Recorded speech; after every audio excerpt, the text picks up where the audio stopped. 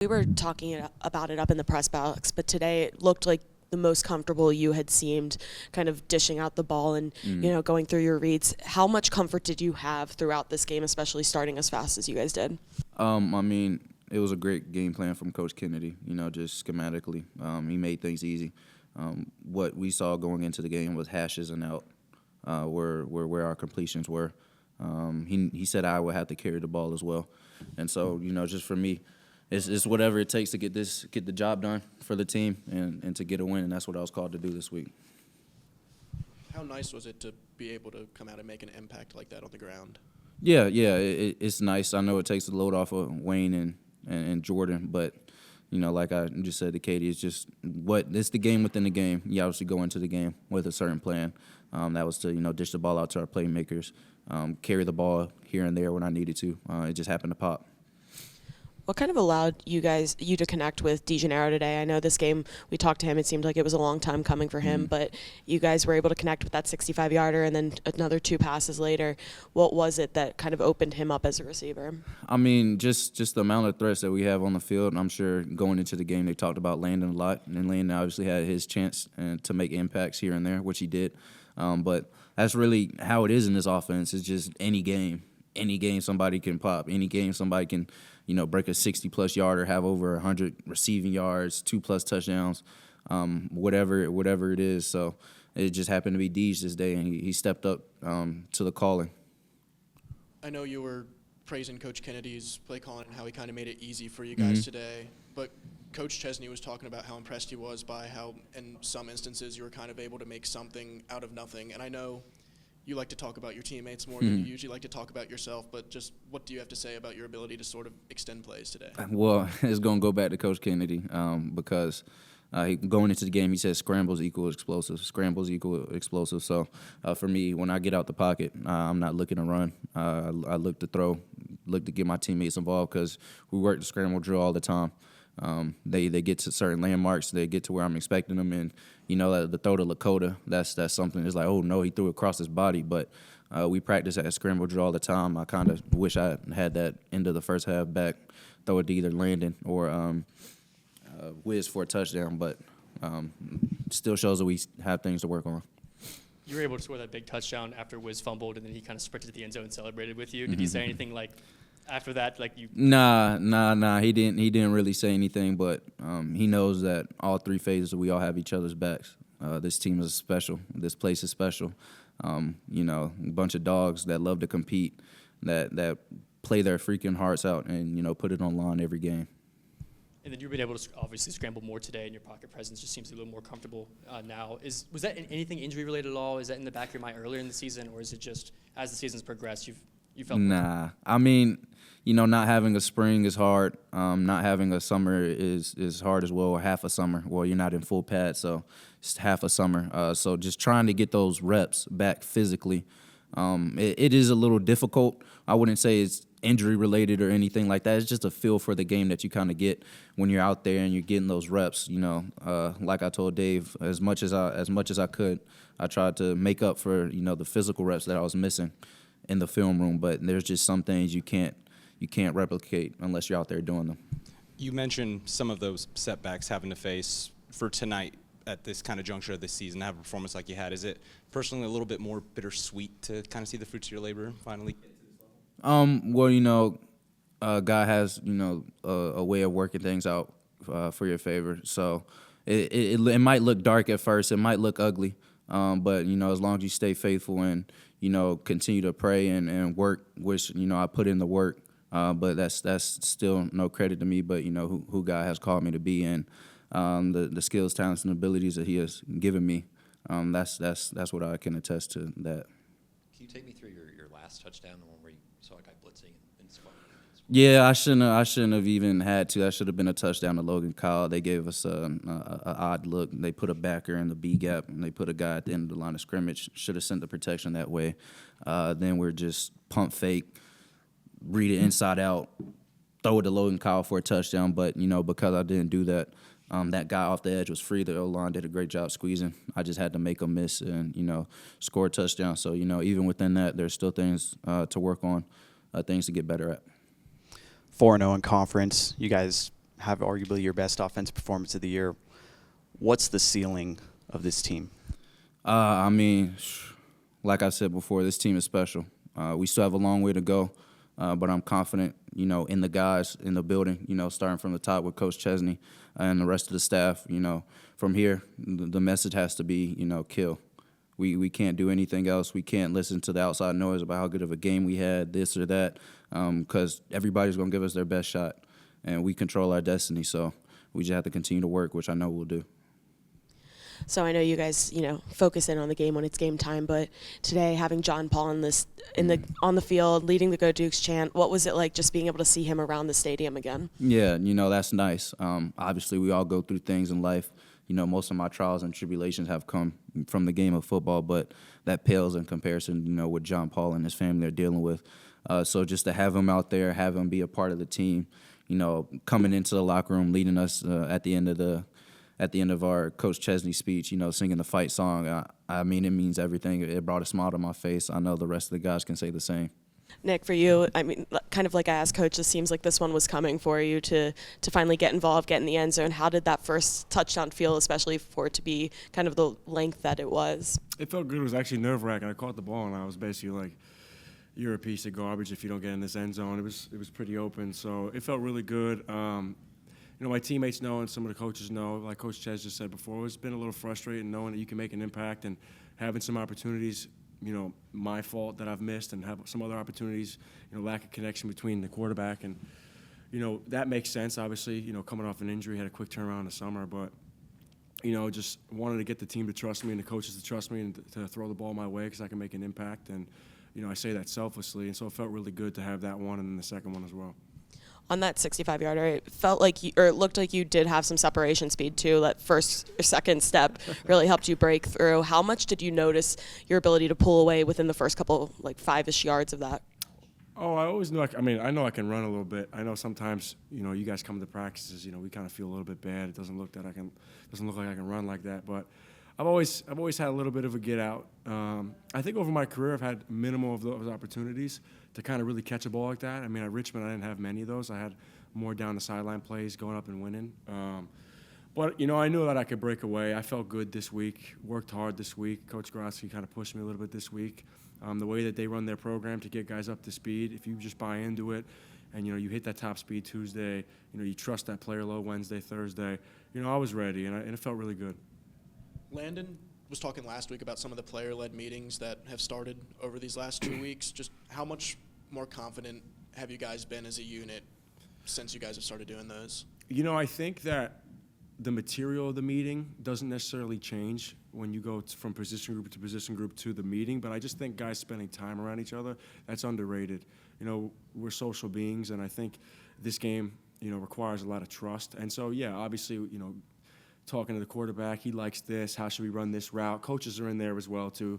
Sometimes, when they pop in and just say, hey, what's up, what do you guys think of this? And they go back to their meetings. But, those personal player-led meetings, I was running them for the most part, most of the time. And I think just being around the guys, talking about football, even if, some of the plays that we run, we don't necessarily agree on certain things right away. Just talking about it and being there in each other's presence helps us a lot. Because a lot of this is chemistry, and a lot of that chemistry you can't necessarily XO. So they definitely help. Going off of that chemistry, just how much do you feel your connection with Zoe has grown over the last few weeks? I think it's definitely grown. I would say it's been pretty difficult coming off of an injury, not being in the spring, having minimal reps in the summer, getting into camp. That was kind of the first time that we really got to go. And we got comfortable, but we kind of got thrown into the games pretty quick. And so it's definitely been a transition for him and I. I just pray that he continues to trust me, and hopefully I can, continue to show him that I'm trustworthy. And he's a great kid. And obviously I was frustrated. He's known that I've been frustrated, but, trying to make it clear that, that's just part of the game. I mean, it doesn't go everybody's way all the time, and can't worry about the outcome. But I just hope that he continues to trust me. He's a great kid, and he's got so much talent. Obviously, you've been with Landon for a while. Where have you seen his game grow the most from Richmond to JMU? I just think it's the opportunity that he's got. Since he came as a freshman, there's a lot of improvement that he's had, going up and getting those balls, especially, at Richmond, maybe freshman year, he missed a couple of those high point balls, just kind of fixed his hands and things like that, which he's obviously shown to improve and done a phenomenal job. here, but it's just the opportunity. A lot of these guys, get swept under the rug. Him, I'm so happy that he got the opportunity to come here. And, he's just getting the opportunity and he's showing out. And, I can't be more happy for the kid. What do you think the ceiling is for this team and this offense the rest of the season? I think every game, it's, sometimes it's weird to think about that. We always talk about, conference championships, playoff run, all this stuff. We try to just worry about the next game because that's the most important game. But especially after this game, this team's a really good team, really well coached. We respected them a lot. And I think after putting 62 on a team like this, is that what it was? We put 62 or something like that? 63, yeah. Well, sorry about that, but 63. I want to give our offense some credit. Putting 63 on a team like this and holding them to 27 really – but the defense only let up 20. There was a special teams error to put up 7 points. So that's impressive. And it should build confidence. It shouldn't build arrogance, but it should build confidence. We could do a lot, and we do have a high ceiling. Patience, they will see the obvious. I couldn't help but notice your tweet earlier this week. Just when there were times of frustration, just, I don't know, what kind of made you put that out, like, on the record? Was there somebody pouring into you and kind of keeping you level-headed this week? Not really. It's just being positive. You have to have the courage to speak things. I know Conor McGregor says this. I like him. Like 5-10 years ago, he says, if you have the courage enough to speak it, the things that things are going to happen, like they're going to happen. And so that's something that I've always said. It's more just to be positive. Sometimes fake it till you make it a lot of the time because you're down in the dumps. And if you could speak to your teammates' positivity and you could go out there and post a tweet that's positive, sometimes that's something that helps you as well. And so it was just something to just, show the faith, be obvious, I think that I obviously am a pretty good established player in that, but, I think every day that I have to prove it to these guys to trust me because no matter what I've done in my past, I'm in a new program with new teammates, new captains and all that stuff. I got one right here. Hopefully that I'm making him proud as well, T-Hen. But, yeah, just being positive and putting it out there. Sometimes fake it till you make it. Yeah, just to circle back with Zoe, with you guys' relationship, just from maybe the start of the year to now, what did you maybe see from this performance today from him that maybe you wouldn't have seen earlier on? I think it's just settling in. I think it was a pretty rocky start to the year. We were working things out on offense, and I think that he also had some frustration as well. But that's going to come with people who are passionate about the game. We were just talking about myself, but we have 1,000 guys on this team who are that passionate. So when it doesn't go their way, it's not selfish. It's just they care about this game so much and they put so much time in that they care. And so he, visibly frustrated a lot of times, but stayed the course and just worked. Kind of getting the call to kind of, run the offense and things like that, as Liberty came along. And even in the games before that he necessarily didn't have, the full control of the offense. He was playing, really well. And, obviously people say whatever they want on Twitter, and everybody says what they want, but they're not in the building. They don't know what they're talking about. And, that kid, like I said, good kid, a lot of talent. And he definitely has developed, and I'm excited to see, 6-7 more games that you got to stop, but that he develops that much more. What did you see on both of those picks just as the play kind of came apart? On the first pick, I was in the half field. I got the deep side of the field.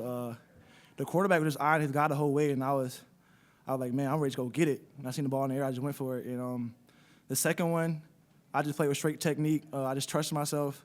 Obviously, y'all seen I gave up a few passes in the first half, and I knew they were going to come back at me, so I got to make them pay. Coach Hitch just talked a lot about how much you've grown on the field since he's gotten here. Just how does it feel to come out with a performance like this? Man, I'm just so proud of myself, man. Like I said, first half, I gave up a few catches, but I got to have a good mindset. I got to keep going, and I just played good, man. Don't interrupt his press conference, but how about that, dude? How about that? Oh, yeah, man. Hell yeah. How much did you notice maybe that your first interception kind of helped swing that momentum a little bit after ODU's offense was able to move in the first? It came right after the half. Anytime you get the ball turned over right after the half, I know, and I trust my offense. If I turn the ball over twice in the game, I know they're going to do something with it. So, I'm just glad I could do something for the team and help the team out.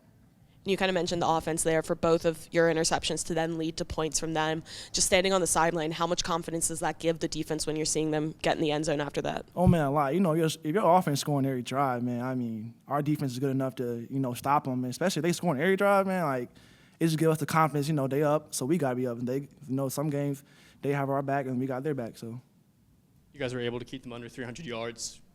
how much do you guys really care about that as players? Do you guys kind of hold a chip on your shoulder, wanting to keep them under 300 yards, being the only team in the country that's done that so far this year? We definitely know the stat. Like, I would be lying if I didn't know the stat. But we don't go in the game and be like, okay, we're trying to beat the stat. We just trying to stop them. If it's under 300 yards, then that's a plus. But, obviously you can see their yards on the screen. So we try to keep them under 300 yards, but we're not going to the game and just be like, even if we lose or win, if they get under 300 yards, we won. We're not thinking like that. And after you give up that touchdown in the beginning of the game, what did Coach Hitchler say to you, maybe Coach Witt? How did they kind of breed confidence back into you after you mess up? The biggest thing with them, I love, like, when the DB gives a play up, he didn't really, like, yell at me. He coached me for sure, but he didn't be like, oh, you can't play, or this is all your fault. He put me on the island. He trusts me to play man-to-man coverage, so, like, after that, he really ain't really say too much to me. He trying to keep me up because I still got to play a whole game.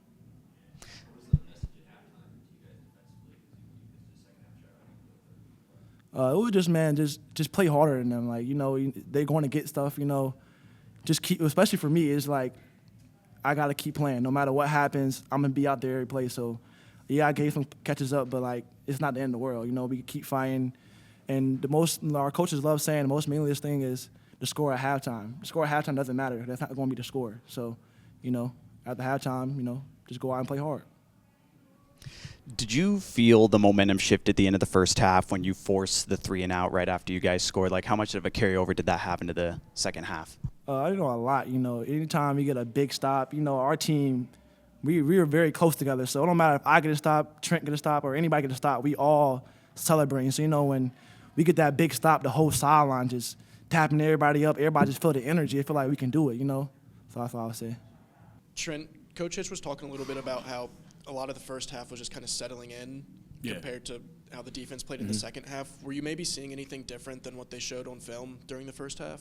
Oh, for sure. I mean, especially on the perimeter. I was talking to Justin Eaglin, and right outside, he was saying he was getting hit with routes that he said they were showing double moves out the stack, which is something they've never put on film. So, he plays aggressive, knowing that we're an aggressive defense, that the ball's getting out quick. So he bid on what he thought was an over, but that over snapped back out and it was a double move. So stuff like that, we just got to respond. Stuff that you don't see and make the adjustments. How did you guys make sure you didn't let Colton Joseph beat you on the ground and get outside of the pocket too much? Just all week, as far as film study and just preparation, doing the run fits and stuff like that. But it started off in the summer. We did a whole lot of 3-down run fits along with our 4-down fits in the summer, spring, summer, OTAs, and we always do run fits after practice. And, that just goes to show how serious we take stopping the run. We knew he wasn't going to beat us with his legs. So, they're going to get their shots. They take plenty of vertical threats, so we're going to hit a couple of those. We knew that those were going to happen. They're a good team, so, you just have to respond. OD's offense ended the first half with somewhere in the range of like 270 yards of total offense. And then to end this game, you guys gave up only 285. What is it about this defense that even allows you to kind of think about that kind of performance and then put it together? We like being in a spot where we're challenged. It makes people play better. It makes people play harder. It gets to show you what we really are as a defense, and that's just tough and resilient. They got what they got in the first half, but on the sideline during the second half, it was a conversation of, hey, look, they had 285 yards. They don't get 300. And that just goes to show, the standard that we have for ourselves. Even if we're in a blowout win, what they get, we don't want them to get anything more. And obviously the stats do show it tonight, but even in the locker room, how are you seeing your fellow defenders kind of take those those halftime adjustments and really make sure they're implementing them once the third quarter starts? Just a whole lot of poise. We went in the locker room, there's not a whole lot of guys yelling, screaming, and shouting, guys frantically trying to figure out what we got to do, what's the change to make. The coaches go in the back, leave us alone for probably about like 10 good minutes. We just chilling, hydrating up, talking amongst ourselves as far as what we see. And the coach gave us, Coach Plungus, he came in, we really didn't have a whole lot of corrections. He just told us, get our feet locked in on the ground, get the call, get our feet locked in. When our feet locked in, our eyes in the right spot, they can't mess with us. Especially as the green dot in the defense, how did you feel that the crowd played into effect today? It wasn't really the crowd. I'd say it was more so the tempo. Just got to get some things right as far as the mic and all that stuff, getting the mic, just using the mic.